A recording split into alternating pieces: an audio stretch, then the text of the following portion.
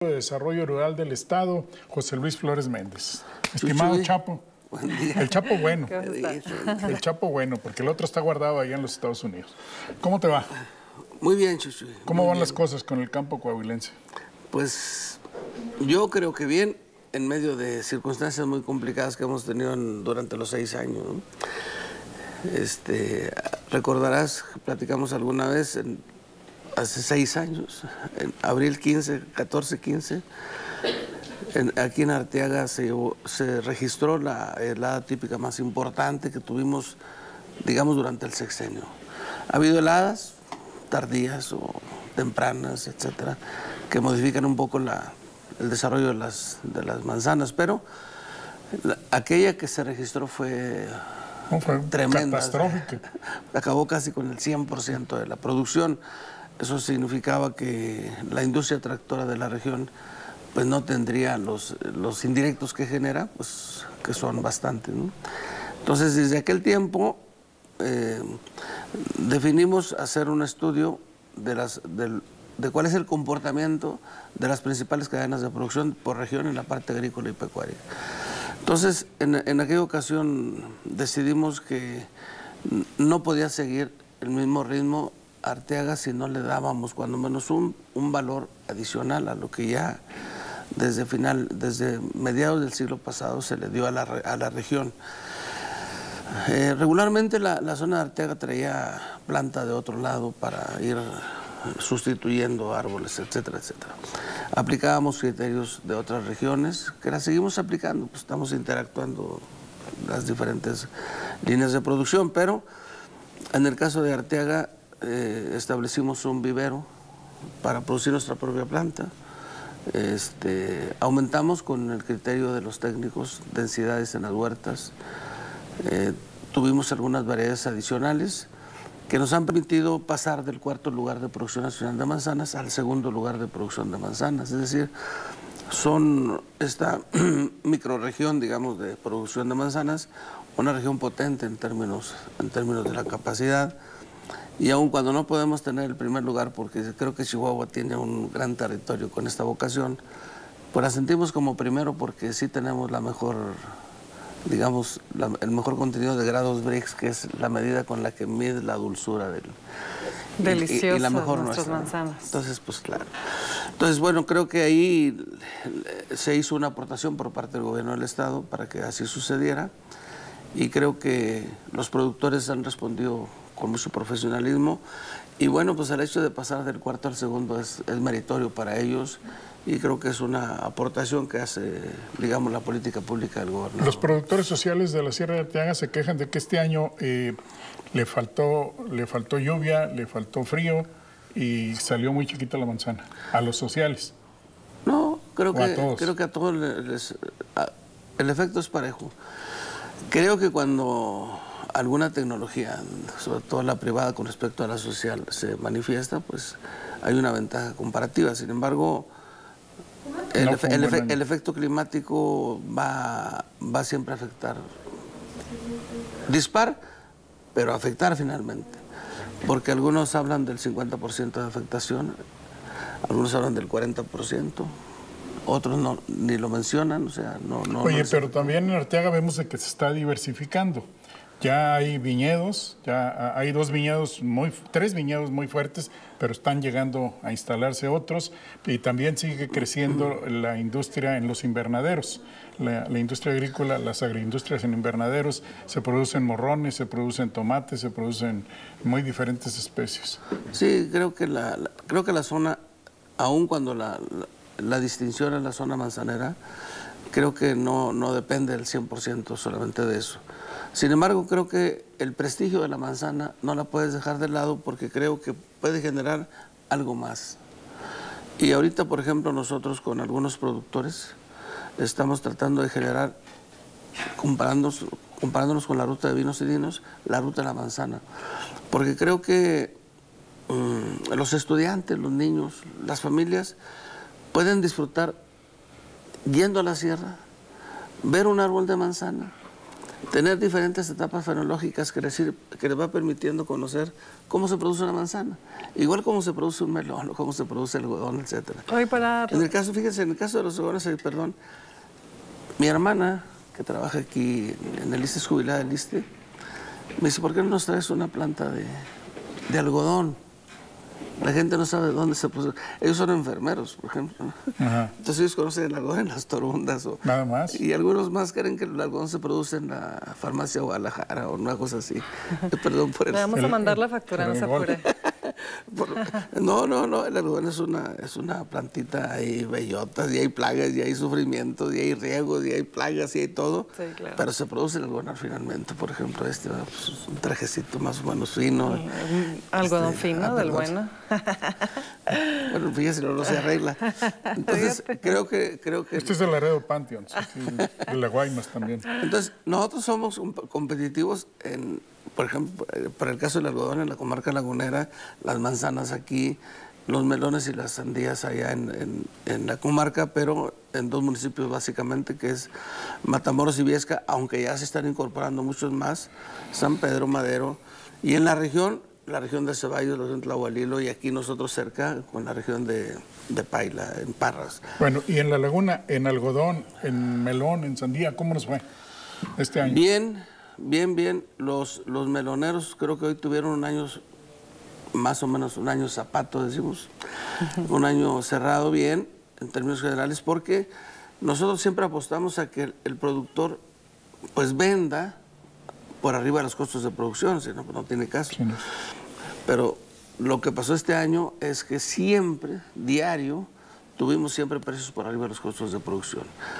Pero por una vez, o por 2, o por 3 veces. Hubo gente que ganó una buena remuneración, producto de su trabajo, obviamente. Y nosotros, en medio de este ejercicio de negocios de la venta de los melones, generamos una comisión que le llamamos de comercialización de los melones y las sandías, en el sentido de que no había día que no el gobierno del Estado cantar el precio, porque allá es diaria la definición del precio, no es que lo pones a 10 y así se queda, ¿no? Hoy sale a 7.50, mañana puede salir a 2 y es cuando empiezan los conflictos. Bueno, esta comisión de comercialización que preside el gobierno del Estado abarca toda la zona melonera, de la comarca lagunera, tanto de Durango como de Coahuila, pero los de Durango han aceptado que nosotros la encabecemos porque nosotros la iniciamos. Pero todos los días el regional, el representante del gobernador de la Secretaría allá en la comarca lagunera, a las 9 de la mañana en lo que denominamos la báscula amarilla. Ahí se marca el precio de la jornada. Y a través del WhatsApp nosotros lanzamos un mensaje donde le decimos a todos los centros de producción que arrancó a 6 pesos, por ejemplo. Y no hay con que el coyote vaya, oye, allá lo están vendiendo más barato, acá más... No, oye, porque los coyotes le hicieron mucho daño a la industria del melón, sí, al melón en la laguna. Como en cualquier otra parte, pero déjenme decirles, no voy a hablar en nombre de los coyotes porque no conozco uno solo, digo de los de 2 patas. De los de 2 patas. Pero creo que esa intermediación es útil hasta cierta medida. Sí, claro. ¿Por qué? Pues pues porque los patrones de ellos que viven en los centros de consumo más importantes como Estado de México, la Ciudad de México, ahora que nos extendimos hasta Mérida o Guadalajara o aquí Monterrey, pues no van a andar los patrones ahí en todos lados. Entonces tienen agentes comerciales. Al final son intermediarios, ¿no? O sea, digo, el problema es que se lleven toda la ganancia, ¿no? Es decir, que se lleven más ganancia ellos que los propios productores. Sí, y a veces sucede. O sea, cuando no nos ponemos bien listos, sucede. ¿Qué hacemos nosotros todos los días? Bueno, la oficina nuestra en la comarca lagunera todos los días checa cuál es el comportamiento de un día anterior, de cuál fue la presencia del melón, por decir algo, en los centros de consumo más importantes, los que acabo de decir ahorita. Y según el registro, con ese abrimos al siguiente día. Entonces, si hoy vendimos 4.50, al siguiente día, el primero de arranque es 4.50. Si me quieres bajar, tienes que decirme por qué. Si lo vas a subir, no discutimos. No discutimos, claro, así es. Oye, tuvimos Chapo, déjenme les digo, tuvimos una crisis en esta temporada que obligó a que yo fuera a hacer una presencia ahí con los señores intermediarios. ¿Y qué fue lo que pasó? Ah, bueno, alguien dijo, no, es que yo no puedo pagarte a 3.50. Le dije, a ver, hay 3 que sí pueden pagar 3.50 y tú no. Le dije, no hay problema, solo que tu tráiler, si sale cargado aquí y no lo pagues a 3.50, no va a salir. No es un tema de forzar ni de presionar, ni mucho menos. Es un tema de que nos tenemos que poner de acuerdo. Entonces, al final de cuentas, pagó 3.50, pero era la etapa de la crisis. Y esas crisis las resolvemos con presencia nuestra o con la presencia de los municipios que están incorporados en este protocolo.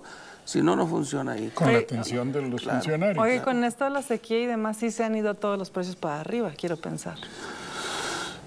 Pues, Por ejemplo, la nuez, que es uno de los árboles que más agua requiere, pues ¿cómo le hace, no? ahorita no podría decirlo, pero porque está en producción. Sí. Entonces, hay una definición, hay una variedad de la nuez, que es la Pauni, que es la que sale, es la más precoz, la que sale cuando menos 2 semanas antes que el resto de las variedades. Y esas casi siempre andan a 100 pesos o arriba de 100 pesos kilo. Ha llegado hasta 150. Cortada del árbol, porque hay una que cuando ya está procesada con corazón, pedacería, polvillos y demás, pues se va a 300. Estaba muy arriba, 300 pesos el kilo. Pero en este caso, hay 2 afectaciones o 2 elementos que pueden afectar el precio. Por un lado, las últimas temperaturas que fueron tremendas, o sea, históricamente andar a altas, 50 grados o 45 grados, a más de 40 grados en periodos largos. No está mal que hagas un registro en un pico de 40 grados, pero que luego 24, 48, 72 horas, pero semanas, meses. Eso es y lo junio que, y julio fueron infames. Eso es lo que hizo, por ejemplo, que Arteaga, además de las heladas y las granizadas, tuvieran una maduración anticipada, o los melones, o los propios... En términos generales, ¿de qué tamaño es la afectación que dejó la sequía en Coahuila en este año? Ah, no. Perdón, a lo mejor no te lo podría precisar. Pero si lo das por sector, digamos, bueno, pues en el caso de las manzanas, obviamente varía entre el 40 y 30%.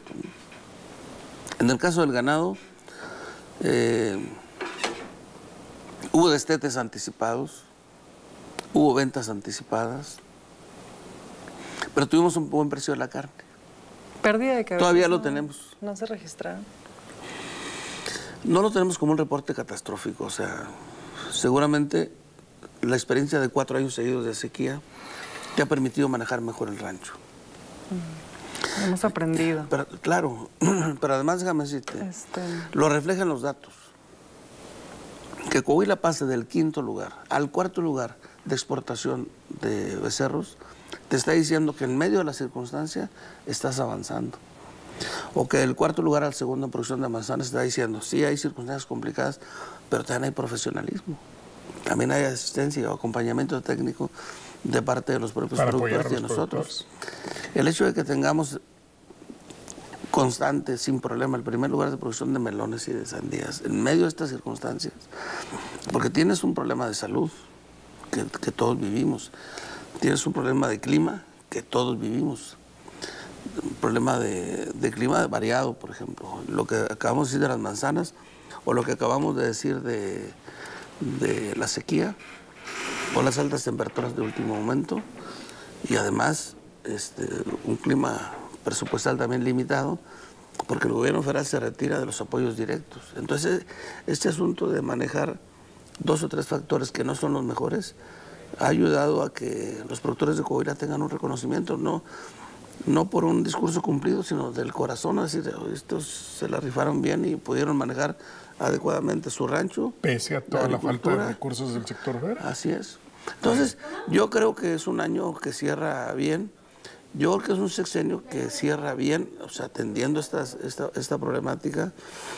Y yo creo que siendo competitivos, cuando menos estos 6 factores que tenemos en la región, creo que el siguiente sexenio puede aprovechar esta inercia para que mejoren las cosas. Porque ¿cuántos recursos menos se habrán recibido este año? ¿Dejaron de llegar en el tema federal y cómo viene para el próximo año en este sector? Mire, es impredecible. A usted le pueden decir ahorita en este gobierno que le van a dar 20 y de repente no le llegó nada. O sea, desafortunadamente es la dinámica. Sí, o sea, no. Pero si se lo puedo sintetizar, le digo, me llega el 12% de lo que me llegaba desde el primer año, del último año con el... ¿Y cuál sería la prioridad para atender en el sector? Pues es por sector también. Creo que la línea de frío en la parte de las frutas es importante. La línea de frío porque si yo pongo las manzanas en el refrigerador es porque espero un mejor precio y no me atengo a la presión del coyote en ese momento. Si no vendo melones este momento es porque tengo... bueno, gracias. Es porque no aguanto la presión si meto mis melones al refrigerador. Y si me tienes que vender a 2, pues no te lo vendo. Tú tienes necesidad en el mercado, auméntale poquito. Entonces la línea de frío en las manzanas, en los higos, en los granados, en los melones, en las manzanas, va a ser importante. Y para nosotros creo que la venta de carne en trozo, más que la venta de carne en pie, en la parte de la ganadería también va a ser un asunto importante. Y creo que, sin duda, lo que dejó de hacer el gobierno federal de apoyar directo para que compres tractores, corraletas, o que compres sistemas de distribución de agua, o lo que tiene que ver... Equipamiento, lo que es herramienta, también va a ser muy importante considerarlo porque creo que el que tengas durante 5 años cero apoyo del gobierno federal para este programa que ya estaba establecido 20 años antes, pues la vida útil de estas herramientas se va a vencer. Y entonces tu problema va a ser producir en las peores condiciones, tener créditos limitados, que ahorita sí los tenemos, sí, porque el gobernador fundó, digamos, dos fondos de garantías que le permite al productor decir, un tractor, ¿con qué? No tengo garantías, te las da el Estado. O una corraleta, no tienes garantías, te las da el Estado. Y eso, pues, permite que dentro de las limitaciones, pues el crédito esté apalancado por el gobierno del Estado. De ahí que esté cerrando con buenos números este año y el sexenio también. Muy bien, Chapito. Un gustazo tenerlo aquí y lo esperamos antes de que termine el sexenio para que nos comparta más números, más estadísticas, más resultados. Oigan, muchas gracias. A nombre del gobernador, pues son 6 años que nos han atendido bien, gracias a la empresa, gracias a ustedes, y a que dispusieron de algunos minutos para que platiquemos con los productores y con su público. Muchas gracias. Muchas gracias, José Luis Flores Méndez. Vámonos a un corte y regresamos. Tenemos todavía mucha más información esta mañana.